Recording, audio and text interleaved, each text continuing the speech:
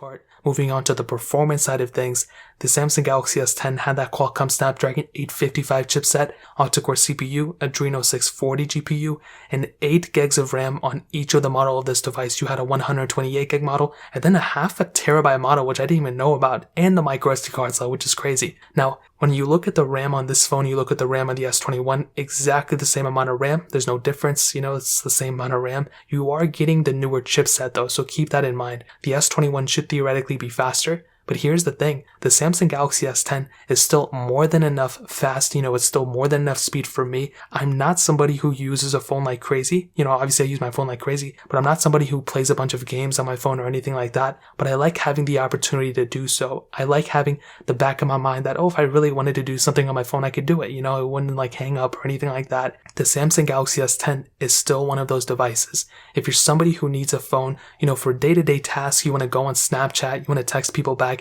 take phone calls, go on Google calls, whatever the case you want to do, you can pretty much do all of that on the Samsung Galaxy S10. This is a killer device when it still comes down to the performance. Even though it doesn't have the latest and greatest chipsets and all that, it's still more than enough fast of a phone. The RAM is pretty much almost exactly the same as the S21 as well as the S21 Plus, so that's perfectly fine for me. It just may be a little bit slower. The software also doesn't help out, if I'm being completely honest. The One UI 3 update, I haven't installed One UI 3, but I got One UI 2.5 on it. No software version on this phone has been perfect, just like any other device, but it is a little bit glitchy here and there, which is totally fine for the most part. It's expected.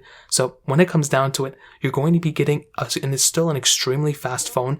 It's not going to be the smoothest phone. It's not even going to be a really smooth budget phone, but it's going to be perfectly fine for pretty much everyone's use case for it. So when it comes down to it, performance-wise, it gets a thumbs up for me. Whatever you're going to do with it in terms of even light tasks all the way to extreme gaming, it may heat up a little bit, but it's going to get you there. And I would say this is still a really good performing budget phone, or a really good, 2-year-old flagship phone for sure in terms of performance. So in terms of performance, that pretty much covers it up. Now,